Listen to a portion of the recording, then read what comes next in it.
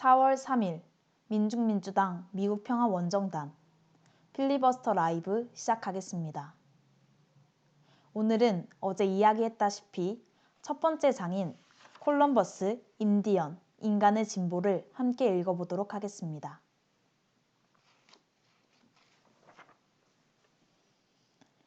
호기심에 가득 찬 황갈색 피부에 벌거벗은 아라와크족 남녀들이 섬 해안가의 마을에서 나와 그 이상하고 커다란 배를 자세히 보기 위해 헤엄쳐 왔다. 콜럼버스와 선원들이 칼을 든 채 기이한 소리를 내뱉으며 물가에 닿자 아라와크족은 그들을 맞이하러 달려 나왔고 음식과 물, 선물을 가져다 줬다. 콜럼버스는 나중에 항해 일지에 이렇게 적었다. 그들은 앵무새와 손뭉치, 창 외에도 많은 물건을 가져와서 유리 구슬이나 매종과 바꿨다. 그들은 자기들이 갖고 있는 물건들을 기꺼이 교환했다. 그들은 탄탄한 체구에 잘생긴 외모를 지닌 건장한 사람들이었다. 이들은 무기를 가지고 있지 않으며 심지어 무기가 무엇인지조차 모른다. 내가 칼 한 자루를 보여주자 아무 생각 없이 칼날을 치다가 손을 베기도 했다. 이들에게는 철이 없다. 이들의 창은 막대기에 불과하다. 이들은 좋은 하인이 될 듯하다. 50명만 있으면 이들 모두를 정복해서 마음껏 부릴 수 있을 것이다. 유럽인들이 거듭 이야기하듯이 바하마 군도의 아라와크족은 친절하게 유럽인들을 맞이하며 무엇이든 기꺼이 나누려고 했던 대륙의 인디언들과 아주 흡사했다. 이런 모습은 로마 교황의 종교와 국왕의 정부, 서구 문명을 특징 짓는 돈에 대한 열망, 그리고 이런 문명을 아메리카 대륙에 처음 전한 크리스토퍼 콜럼버스 등이 지배하던 르네상스기의 유럽에서는 결코 볼 수 없는 특성이었다. 콜럼버스는 이렇게 썼다. 나는 처음 발견한 섬인 서인도 제도에 닿자마자 이곳에 대한 어떤 정보라도 얻기 위해 원주민 몇 명을 강제로 끌고 왔다. 콜럼버스가 무엇보다 원했던 정보는 황금의 위치에 관한 것이었다. 황금과 향료를 찾기 위해 탐험 원정에 나선다고 스페인 왕과 여왕을 설득해 자금을 마련했기 때문이다. 콜럼버스는 대서양 건너편 인도 제국과 아시아에 있으리라고 예상했던 새로운 땅과 재물을 기대했다. 당대에 식견 있는 다른 사람들과 마찬가지로 그 역시 지구가 둥글기 때문에 서쪽으로 향하다 보면 극동에 도착하게 된다는 사실을 알고 있었다. 스페인은 프랑스나 영국, 포르투갈처럼 얼마 전에 새로운 근대적 민족 국가로 통일을 이룬 상태였다.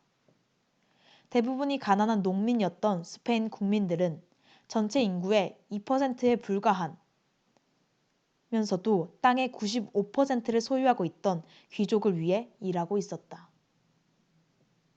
스페인은 가톨릭 교회와 긴밀히 연결되어 모든 유대인들과 무어적을 몰아내고 있었다. 다른 근대 국가들과 마찬가지로 스페인은 어떤 것이든 살 수 있기 때문에 땅보다 더 유용하며 부의 새로운 지표로 등장하고 있던 황금을 찾아 헤매고 있었다.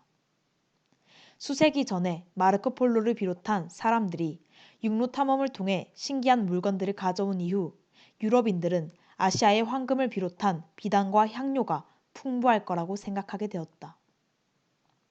하지만 투르크인들이 콘스탄티노플과 지중해 동부를 정복해 아시아로 통하는 육로를 장악하고 있었기 때문에 바닷길이 필요했다. 포르투갈 선원들은 이미 아프리카 남단을 돌아 항해하고 있었다. 스페인은 미지의 대양을 건너 기나긴 항해를 감행하기로 결정했다. 황금과 향료를 가져오는 대가로 콜럼버스는 이익의 10%와 새로 발견한 땅의 총독 지위, 그리고 대양의 제독이라는 새로운 칭호와 명예를 약속받았다. 콜럼버스는 이탈리아의 제노바 출신으로 상점 전원과 시간제 직조공을 거친 노련한 선원이었다. 그는 범선 세척을 이끌고 항해를 시작했는데 그중 가장 큰 배는 산타 마리아 호로 길이가 약 30m였고 선원은 39명이었다. 지구의 크기를 실제보다 작게 상상한 콜럼버스는 자신이 계산한 거리보다 수천 킬로미터 멀리 떨어져 있던 아시아에 결코 다다르지 못했을 것이다. 아마도 콜럼버스는 광대한 바다 한가운데서 운명의 여신 앞에 굴복했을지도 모른다. 그러나 운이 좋았다. 아시아까지 거리의 4분의 1쯤 되는 곳에서 미지의 땅, 즉 유럽과 아시아 사이에 놓여있는 지도에도 없는 땅과 맞닥뜨린 것이다. 바로 아메리카 대륙이었다. 1492년 10월 초순의 일로 콜럼버스와 선원들이 아프리카의 대서양 앞바다에 있는 카나리아 제도를 떠난 지 33일째 되는 날이었다. 바다 위에 떠다니는 잔가지와 나무 토방이 보였다. 새떼도 보였다. 육지가 가까이 있다는 표시였다. 10월 12일 로드리고라는 선원이 새벽 달빛에 비친 하얀 모래밭을 보고 소리를 질렀다. 카리브의 바하마 군도의 한 섬이었다. 육지를 처음 발견한 사람에게는 평생 동안 매년 1만 마라베디의 연금을 지급하도록 되어 있었지만 로드리고는 한 푼도 받지 못했다. 콜럼버스가 자신이 전날 저녁에 불빛을 보았다고 주장했던 것이다. 연금은 콜럼버스의 차지가 됐다. 이렇게 해서 그들은 육지에 다가갔고 그들을 맞이하려고 헤엄쳐 나온 이 아라와카 인디언들과 마주치게 되었다. 아라와크족은 마을 공동체를 이루어 살면서 옥수수, 얌, 카사바 등을 재배하는 발달된 농경을 가지고 있었다. 실을 잡고 옷감을 짜긴 했지만 말이나 가축을 부리진 않았다. 철은 없었으나 귀에 조그마한 황금 장신구를 달고 있었다. 그 금 귀걸이는 엄청난 결과를 야기하게 될 것이었다. 콜럼버스는 금을 캐는 장소로 안내받기 위해서 아라와크족 몇 명을 포로로 잡아 배에 태웠다. 그러고 나서 쿠바로, 다음에는 에스파뇰라로 배를 모았다. 그곳의 강에서 육안으로도 보이는 사금파리와 한 인디언 추장이 콜럼버스에게 선물한 황금 가면 때문에 금강을 향한 열광적인 환상이 일었다. 콜럼버스는 에스파뇰라에서 좌초한 산타마리아호에서 목재를 떼어내 서반구에서 최초로 유럽의 군사기지가 된 보루를 세웠다. 나비다드라고 이름 붙인 이 보루에 39명의 선원을 남겨둔 콜럼버스는 금을 찾아 쌓아 놓으라고 명령했다. 콜럼버스는 많은 인디언을 포로로 잡아 남아있던 두 척의 배에 실었다. 섬 한쪽에서는 선원들이 인디언에게 활과 화살을 교환하자며 요구했으나 거절당했고 이를 빌미로 그들과 싸움을 벌이기도 했다. 2명이 칼에 맞아 피를 흘리며 죽었다. 그러고 나서 니냐호와 핀타오는 아조레스 제도와 스페인을 향해 출발했다. 날씨가 추워지자 인디언 포로들이 죽어가기 시작했다. 콜럼버스는 마드리드 궁정에 터무니없이 과장된 내용을 보고했다. 그는 자신이 아시아, 그것은 쿠바였다. 와 중국 연안의 한 섬, 에스파뇰라에 도착했다고 주장했다. 설명의 일부는 사실이었지만 일부는 허구였다. 에스파뇰라는 기적의 땅입니다. 산과 언덕, 들판과 초원이 모두 기름지고 아름답습니다. 항구는 믿지 못할 만큼 훌륭하고 수많은 넓은 강에는 대부분 금이 쌓여 있사옵니다. 향료도 헤아릴 수 없을 정도로 많고 엄청난 금광을 비롯해 여러 광물이 있습니다. 콜럼버스는 인디언들이 직접 보지 않고서는 믿지 못할 정도로 너무나도 순진하고 재산관념이 없습니다. 자신이 가진 것을 누군가가 달라고 하면 거절하는 법이 없습니다. 오히려 어느 누구와도 나누어 가지려고 합니다. 라고 보고했다. 콜럼버스는 말을 끝내면서 국왕 부부에게 좀 더 도와달라고 청했고 그 대가로 다음 항해에서 필요하신 만큼의 황금과 원하시는 만큼의 노예를 가져오겠다고 약속했다. 콜럼버스의 보고는 종교적 어휘로 가득 차 있었다. 그리하여 영원한 하나님, 우리 주님께서는 주님을 따르는 이들에게 언뜻 불가능해 보이는 장벽을 넘어 승리를 주시옵나이다.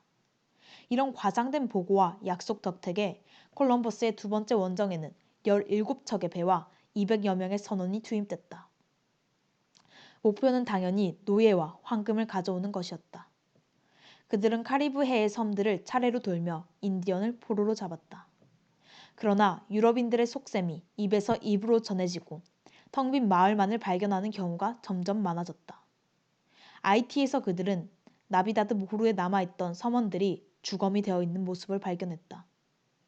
선원들은 무리지어 돌아다니며 황금을 약탈하고 여자와 어린이들을 성적 놀이개와 노예로 사로잡았는데 이 일로 인디언 간 충돌이 있었기 때문이었다. IT의 근거지를 마련한 콜럼버스는 이제 내륙을 향해 차례로 원정대를 보냈다. 금광은 찾지 못했지만 이익 배당에 필요한 물건이라면 어떤 것이라도 스페인으로 돌아가는 배에는 가득 채워야 했다.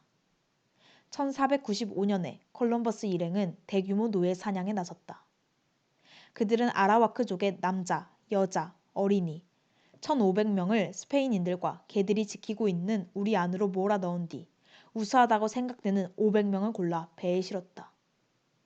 이들 500명 가운데 200명이 항해 도중에 목숨을 잃었다. 살아남은 인디언들은 스페인에 도착해 도시의 부주교에 의해 경매에 붙여졌는데 부주교는 노예들이 태어난 모습 그대로 벌거벗고 있음에도 마치 동문들처럼 부끄러움을 모른다고 말했다. 콜럼버스는 훗날 이렇게 기록했다. 성부와 성자, 성령의 이름으로 팔 수 있는 모든 노예를 계속 잡아 보냅시다. 그러나 너무도 많은 노예가 도중에 죽어갔다. 그런데도 투자한 사람들에게 배당금을 돌려주기 위해 필사적이었던 콜럼버스는 황금으로 배를 가득 채우겠다는 약속을 이행해야만 했다.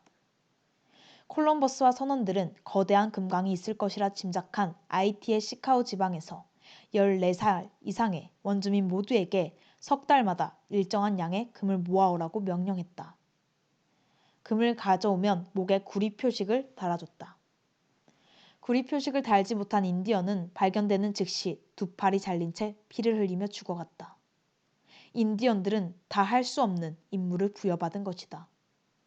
주변에 있던 황금이라고는 개울에서 모은 약간의 금가루뿐이었다. 결국 인디언들은 도망치는 수밖에 없었고 사냥개를 대동한 선원들에게 붙잡혀 죽어갔다. 이라와크족은 저항군을 모아 갑옷과 머스켓총, 칼, 말을 보유한 스페인들에 맞섰다. 스페인인들은 사로잡은 포로의 목을 매달거나 불태워 죽였다. 아라와크족 사이에 카사바 독을 먹고 집단 자살하는 일이 벌어졌다. 스페인인들의 손에서 구하려고 어린아이를 자기 손으로 죽이기도 했다. 2년 동안 학살과 수족 절단, 자살로 인해 아이티의 인디언 25만 명 가운데 절반이 목숨을 잃었다. 남아있는 금이 하나도 없다는 사실이 분명해지자 인디언들은 훗날 봉토로 알려진 대토지의 노예 노동력으로 끌려갔다. 인디언들은 잔혹하게 혹사당했으며 수천 명씩 죽어갔다. 1515년에 이르면 약 5만 명이 남게 됐다. 1550년에는 그 수가 500명으로 줄었다. 1650년의 한 보고서는 그 섬에 순수한 아라와크족이나 후손들이 한 사람도 남아있지 않음을 보여준다. 콜럼버스가 바하마 군도에 도착한 뒤에는 어떤 일이 벌어졌는지를 보여주는 주요한 자료, 그리고 많은 문제들에 관한 유일한 자료는 젊은 성직자로서 쿠바 정복에 참여한 바르톨로메 데 라스카사스의 기록이다. 라스카사스는 한때 인디언 노예를 사용하는 대농장을 소유하기도 했지만 이내 그만뒀고 스페인의 잔악성을 격렬하게 고발하는 비판자가 됐다. 라스카사스는 콜럼버스의 일지를 베껴뒀고 50대에 여러 권을 구성된 인디아스의 역사를 집필하기 시작했다. 이 책에서 그는 인디언들의 모습을 묘사하고 있다. 그의 말에 따르면 인디언은 몸이 날래고 헤엄을 잘 치며 특히 여자들이 뛰어나다.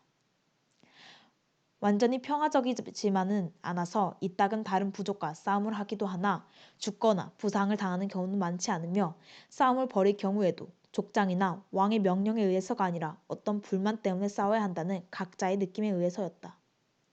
인디언 사회에서 여성들은 스페인들을 놀라게 할 정도로 좋은 대우를 받았다.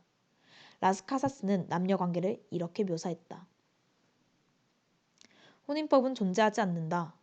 남자나 여자나 다 같이 마음 내키는 대로 짝을 택하며 비난하거나 질투하거나 노여워하지 않고 짝을 버린다. 인디언들은 엄청나게 다산을 한다.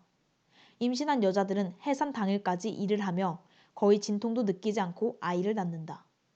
다음 날 강에서 목욕을 하며 출산 전처럼 깨끗하고 건강해진다.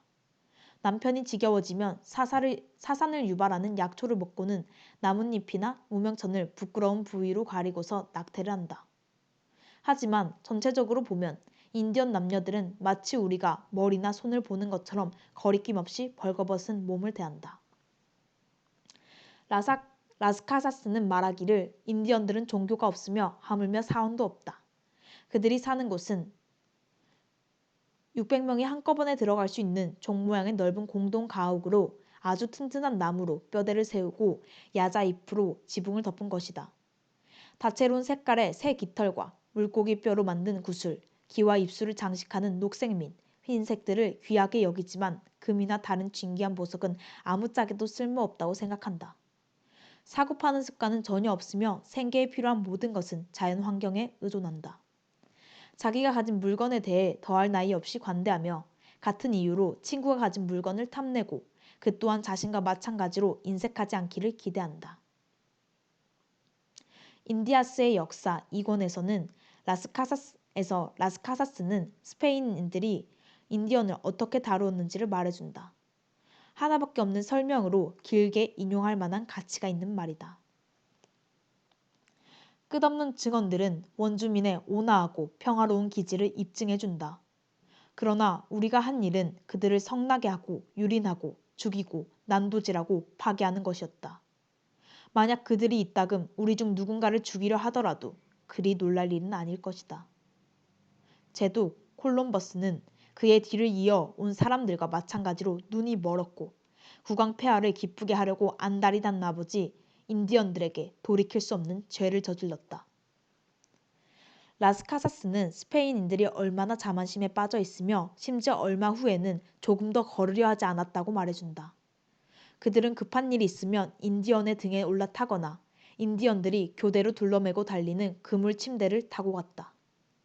이때 인디언들은 커다란 나뭇잎으로 햇빛을 가려주고 또 거위 날개로 부채질까지 해야 했다.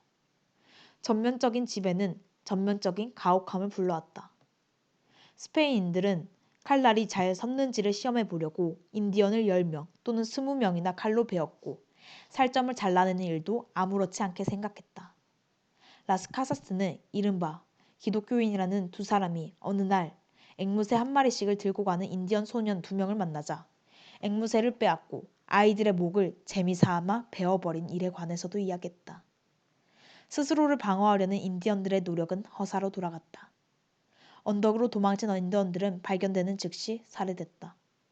라스카사스는 인디언들은 도움을 청할 수 있는 사람이 세상 어디에도 없다는 사실을 깨닫고는 광산을 비롯한 노역지에서 절망적인 침묵 속에 고통받으며 죽어갔다라고 보고한다.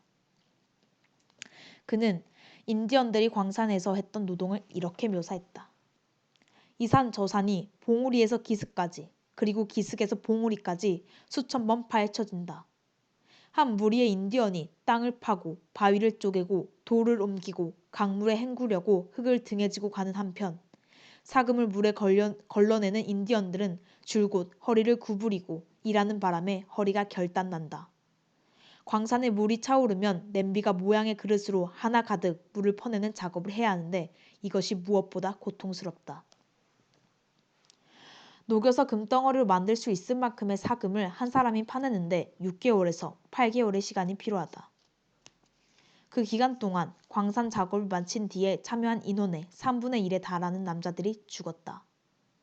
남자들이 몇 킬로미터 떨어진 광산으로 끌려가 일하는 동안 남겨진 부인들은 밭에서 일을 하는 한편 카사바 재배를 위해 수많은 언덕을 파서 일구는 견디기 힘든 일을 해야만 했다. 그리하여 남편과 부인들은 8개월이나 10개월에 한 번 얼굴을 보게 됐고 그렇게 만나도 서로 너무 지치고 풀이 죽어 있었으며 이제 더 이상 아이를 낳지 않았다. 새로 아이가 태어나는 경우에도 지나치게 혹사당하고 굶주린 어미에게서 젖이 나오지 않았기 때문이다. 내가 쿠바에 있던 석 달 동안에만 7천여 명의 갓난아이가 죽어갔다. 어떤 어미들은 절망의 극단에서 아이를 물에 빠뜨려 죽이기까지 했다. 이런 식으로 남편은 광산에서 죽고 부인은 일하다가 죽고 아이들은 젖이없어 죽었으며 얼마 지나지 않아 광대하기 그지없고 풍요롭고 기름지던 이 땅에서 사람들의 모습이 보이지 않았다. 내 두 눈으로 인간의 본성에 전혀 맞지 않는 행위를 보았으며 이 글을 쓰는 지금 온몸이 떨린다. 에스파뇰라에 도착한 1508년에 라스카사스는 이렇게 말했다. 이 섬에는 인디언을 포함해서 6만 명이 살고 있다. 결국 1494년부터 1508년까지 300만 명 이상이 전쟁과 광산, 노예, 노동으로 사라진 것이다. 장차 누가 이 사실을 믿을 것인가? 식견 있는 목격자로서 이건을 기록하고 있는 나 자신도 믿기가 어려우니. 500년 전 아메리카 대륙에서 살고 있던 인디언들에 대한 유럽의 침략적인 역사는 이렇게 시작됐다. 설령 라스카사스가 남긴 수치가 과장된 것이라 할지라도 그의 기록에서 알 수 있듯이 아메리카의 시초는 정복, 노예제, 죽음으로 얼룩져 있다. 미국의 어린이들이 배우고 있는 역사책에서는 이 모든 것이 유혈이 전혀 없는 영웅의 모험단으로 시작되며 콜럼버스 기념일은 축제일로 되어 있다.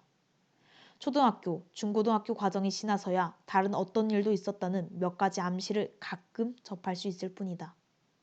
하버드의 역사학자 세뮤얼 엘리어트 모리스는 콜럼버스에 관한 가장 저멸한 저술가로서 여러 권으로 구성된 콜럼버스 전기를 집필했으며 몸소 뱃사람이 되어 콜럼버스의 항로를 따라 대서양을 항해하기도 했다.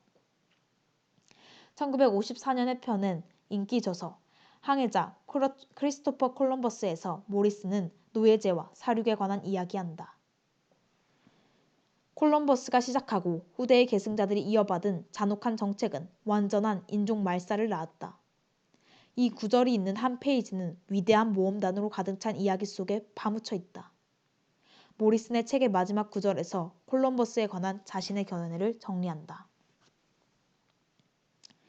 콜럼버스에게 결점과 허물이 있었지만 그를 위대한 인물로 만든 것은 바로 그런 성격상의 결점들이었다.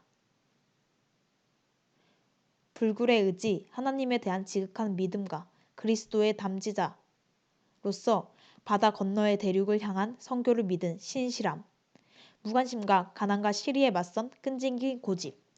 그러나 그의 성격 중에서 가장 두드러지고 본질적인 면이라 할 수 있는 뱃사람 다음에는 어떤 결함도 어두운 면도 없었다. 어떤 사람은 과거에 관해 순전히 거짓말로 일관할 수 있다.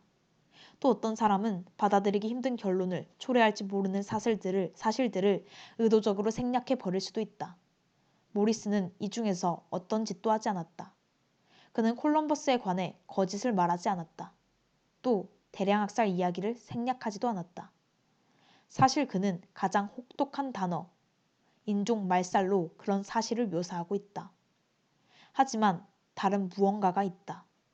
모리스는 진실을 재빨리 언급하고는 자신이 보기에 더 중요한 다른 이야기로 얼른 넘어가 버린다. 철저한 거짓말이나 조용한 생략은 만에 하나 발견될 경우 독자들이 저자를 믿지 못할 수도 있는 위험이 있다. 그렇지만 사실을 말한 뒤에 다른 수많은 정보로 그것을 덮어버리면 독자에게 어떤 전염병과도 같은 평온함을 가지고 말할 수 있다. 그렇다. 대량학살은 벌어졌다. 하지만 그것은 그다지 중요하지 않다. 그것은 우리의 최종적인 판단에서 극히 작은 무게를 지녀야 하며 우리가 세계에서 행하는 일들에 극히 작은 영향만을 미쳐야 한다. 라고. 역사가가 어떤 사실을 일부러 강조하지 않고 다른 사실을 강조할 수 있다는 말이 아니다. 실제적인 목적에 유용한 도법을 찾아내기 위해 우선 지구의 모양을 평평하게 만들거나 왜곡한 뒤 어마어마한 양의 지리 정보 가운데에서 이러저러한 지도의 목적에 따라 필요한 부분을 선택해야 하는 지도 제작자의 경우처럼 역사가에게 있어 취사 선택은 자연스러운 일이다. 역사가와 지도 제작자가 모든 것을 어쩔 수 없이 선별하고 단순화하며 강조하는 일에 대해 반대하고자 함이 아니다. 지도 제작자의 왜곡은 지도가 필요한 모든 사람들의 공통된 목적을 위해 기술적으로 필요한 것이다. 역사가의 왜곡은 기술적이라기보다는 이데올로기적인 것이며 경쟁하는 이해관계 속에서 세계 속에서 정치, 경제, 인종, 민족, 성적인 차원의 이해관계를 뒷받침하게 된다. 더욱이 이런 이데올로기적인 이해관계는 지도 제작자의 기술적 이해관계가 명백한 것과는 달리 공공연하게 드러나지 않는다. 오히려 역사책을 읽는 모든 독자들이 역사가가 최대한의 능력을 다해 봉사하는 이해관계를 공유하는 것처럼 나타난다. 이것은 의도적인 기만이 아니다. 역사가는 교육과 지식을 경쟁하는 사회계급, 인종, 민족들을 위한 도구가 아니라 학문의 우열을 가르는 기술적 문제로 여기는 사회에서 길들여져 왔다. 항해자이자 발견자로서 콜럼버스와 후대 계승자들의 영적 행위를 강조하고 그들이 저지른 인종 말살을 무시하는 것은 기술적으로 필요한 일이 아니라 이데올로기적인 선택이다. 그것은 이미 벌어진 행위를 자기도 모르게 정당화하는 데 이바지한다.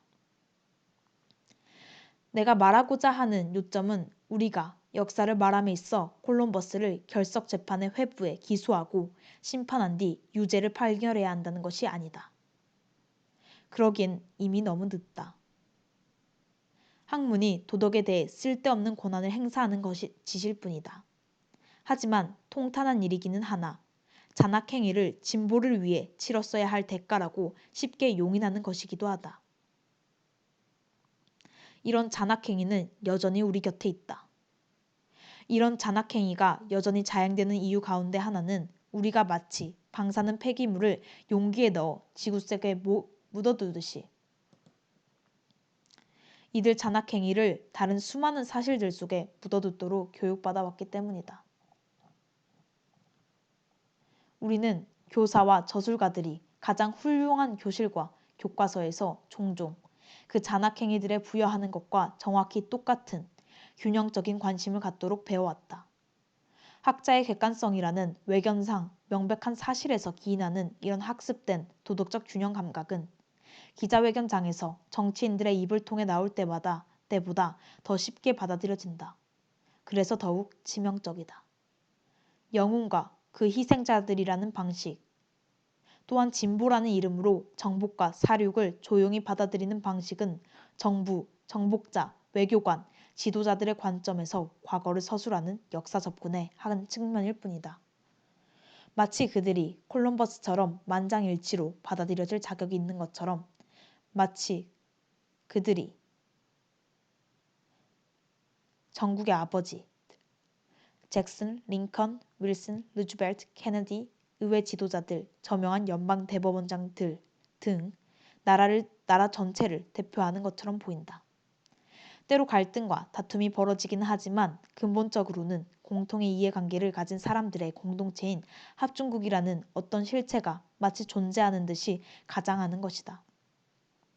헌법과 영토 팽창, 의회에서 통과된 법률, 법원의 판결, 자본주의의 발전, 교육 문화와 대중매체 등에서 본보기로 삼는 전 국민적 이해가 실제로 존재하는 것처럼 보인다. 첫 저서 복구된 세계에서 역사는 국가들의 기억이다라고 주장한 헨리 키신저는 19세기 유럽의 역사를 오스트리아와 영국 지도자들의 시각에서 서술하면서 바로 그 정치가들의 정책으로 고통받은 수백만의 사람들을 무시하고 있다. 키신저의 관점에서 보면 프랑스 혁명 전에 유럽이 누렸던 평화는 몇몇 국가 지도자들의 외교를 통해 복구된 것이었다. 그러나 영국의 공장 노동자와 프랑스의 농민, 아시아와 아프리카의 유색인, 상류 계급에 속하지 못한 전 세계의 여성과 어린이들에게는 그 평화란 정복과 폭력, 굶주림, 착취의 세계였다. 복구되기는커녕 오히려 붕괴된 세계였다. 미국의 역사를 서술하는 나의 관점은 다르다.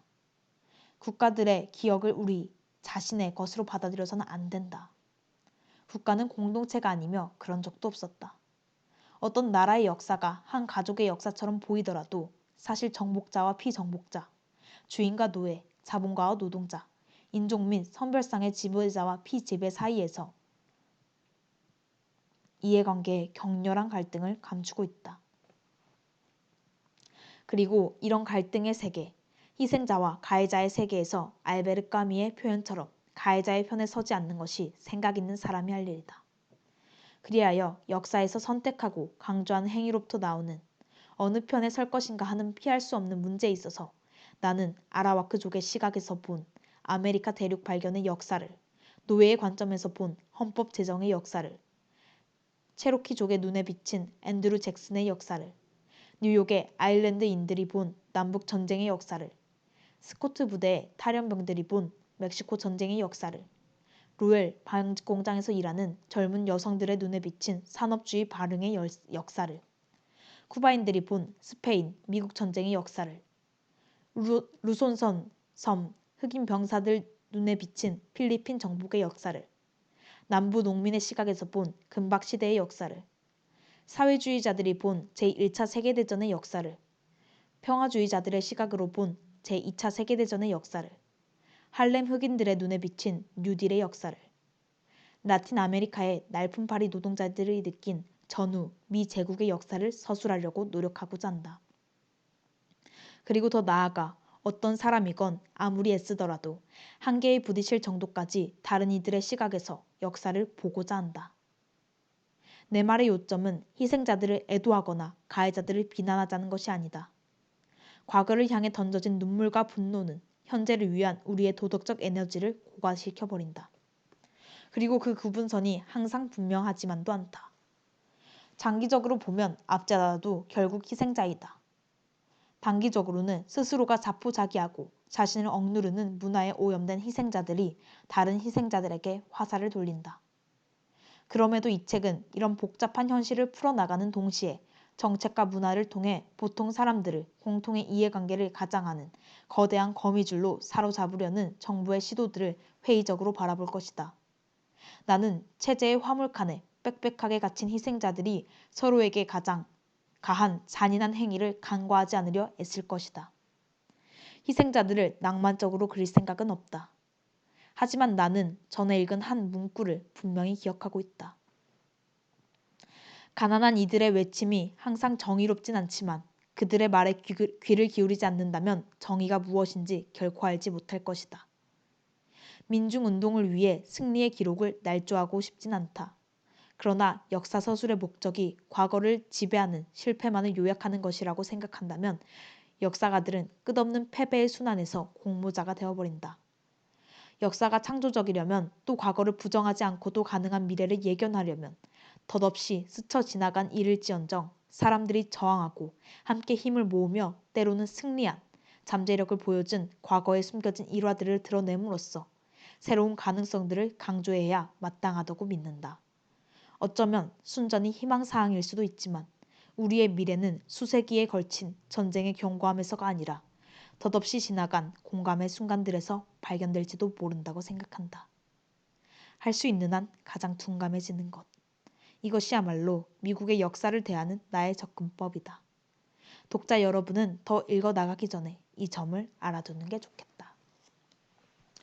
네, 1장에 약 33페이지까지 함께 읽어보았는데요. 지금까지의 장에서 나온 내용들은 콜럼버스가 어떻게 인디언을 처음 발견을 하고 아메리카를 처음 발견을 하고 인디언을 어떻게 잔악하게 침략하고 노예로 삼고 학살하고 약탈했는지를 보여줍니다. 하지만 이게 다 끝은 아닌데요. 지금 여기에서 가장 중요한 내용은 결국 이 책이 앞으로 계속 전개가 될 텐데 이 하워드 진이라고 하는 작가는 어떤 관점으로 이 책을 보려고 하는지를 가장 중점적으로 보여준 것 같습니다. 네, 결국은 피지배 계급 민중의 관점에서 바라본 역사로 서술하고자 한다라고 밝힌 하워드 진. 그 하워드 진이 앞으로 어떻게 어떤 관점으로 어떤 입장으로 계속해서 이 책을 서술해 가는지를 함께 보았으면 합니다. 네, 내일부터는 조금 더 콜럼버스와 그리고 아메리카의 그 시작 그리고 인디언들이 끔찍하게 죽었던 그 현장을 생생히 이야기해 보도록 하겠습니다. 네, 지금까지 4월 3일 민중민주당 미국평화원정단의 필리 라이브 마무리하도록 하겠습니다.